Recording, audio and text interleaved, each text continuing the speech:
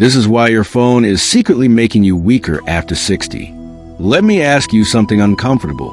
Why are more and more seniors today struggling with brain fog, anxiety, insomnia, loneliness, and even falling more often, even though they're not doing anything different?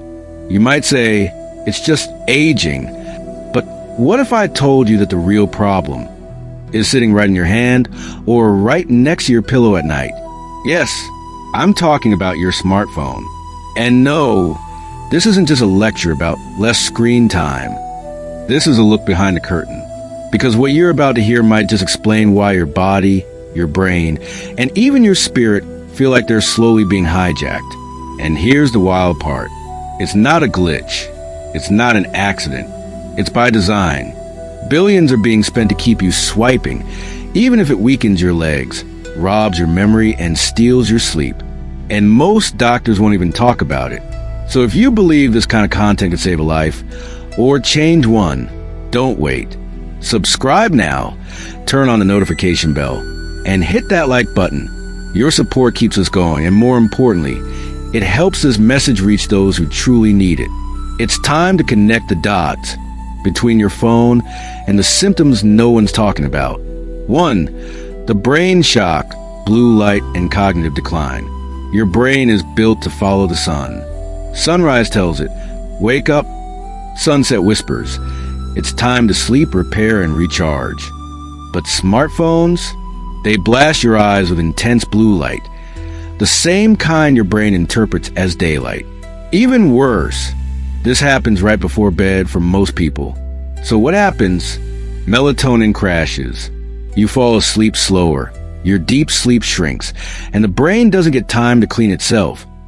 A process vital for removing toxins linked to dementia. And over time, that adds up. Less sleep equals less memory, slower thinking, higher risk of Alzheimer's. In fact, a study from Harvard Medical School showed that just 1 hour of blue light exposure before sleep can suppress melatonin by over 50%. That's enough to delay sleep cycles by up to 3 hours, especially in older adults whose biological rhythms are already more fragile. 2. The nervous system trap. Constant alerts equals constant stress. Every ping, buzz, or notification gives your body a tiny jolt of adrenaline. This used to help humans escape danger. Now, we're overdosing on microstress. And for seniors whose nervous systems are already more sensitive, this is a hidden health bomb. Chronically elevated cortisol levels can lead to high blood pressure, lowered immunity, poor digestion, muscle loss, increased risk of stroke. You don't even notice it, but your body is stuck in fight or flight. And here's the kicker. The average smartphone user touches their phone over 2,600 times per day. Even if you're doing half that, each one is a micro-interruption to your nervous system. It's not about being scared. It's about being hijacked thousands of times a day by design. 3. The posture problem, tech neck and balance loss. Take a look at yourself next time you use your phone. Head tilted down, shoulders forward, spine curled. Over time, this tech posture damages your neck muscles, weakens your spine, and reduces proprioception, your body's ability to sense balance. That's why so many seniors are falling, not just because of aging, but because a device meant to connect you is quietly disconnecting you from your own body. Doctors now refer to this condition as text neck syndrome. For every inch your head moves forward from neutral, you add nearly 10 pounds of pressure on your cervical spine. That's like walking around all day with a bowling ball hanging from your neck. No wonder balance suffers. For the eyes and ears decline. Screens are shrinking. Text is smaller. Everything moves fast. Your eyes are constantly straining, adjusting, squinting. This contributes to dry eyes, blurred vision, and even earlier onset of cataracts. But there's more. Ever notice how you have to crank the volume up? That's not just hearing loss.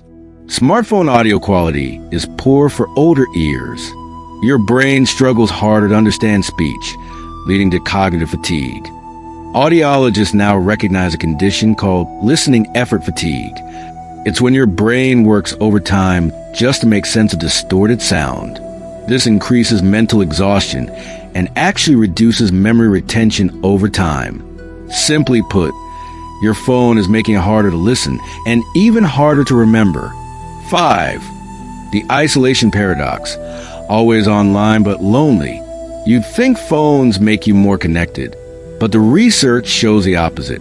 The more time seniors spend on their phones, scrolling Facebook, reading headlines, watching short videos, the less time they spend on meaningful, real-life social interaction. This is called passive engagement. It tricks your brain into thinking you're being social, but your heart knows better. And social isolation in seniors is directly linked to increased mortality, higher risk of depression, worse cardiovascular health, accelerated cognitive decline. You don't need 500 likes. You need one real hug. In fact, the CDC now lists loneliness as a public health risk on par with smoking 15 cigarettes a day. Yes, the absence of real human connection is now considered just as dangerous as heavy smoking. So, is this conspiracy? Let's not be naive. Big tech makes billions by keeping people addicted to their screens. Apps are designed to be addictive. Endless scrolling, autoplay, colorful dopamine hits. This isn't random. It's intentional.